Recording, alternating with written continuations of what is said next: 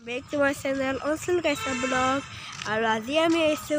বিৰাংকনা মুলাগাবৰু বঁটা প্ৰদান অনুষ্ঠান আৰু আজি হৈছে 27 তাৰিখ আৰু এয়া হেফলে জুৰে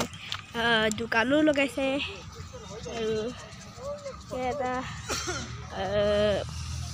পেইন্টিং মে কিবা হৈছে আৰু এইফালে আৰু এয়া সদাইছে আৰু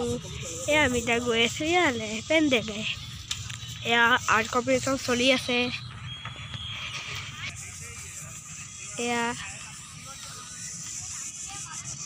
সদাইছে এইফালে স্মৃতি তৰ্পণ আছে আৰু এয়া সজোৱা আছে আৰু আমি তাত যাওঁ এতিয়া পেণ্ডেলৰ ভিতৰতে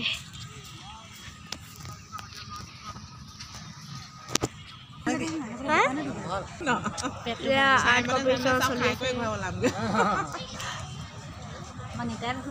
মই গানৰ কাৰণে আহিলোঁ ইয়াত গানৰো কম্পিটিশ্যন এটা আছে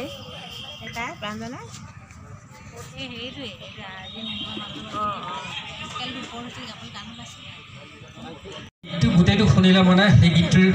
অৰ্থ বেলেগ এটা নিৰ্দিষ্ট অৰ্থ আছে ঢেঁকীটো দিলে ঢেঁকীটো ডাং খাবই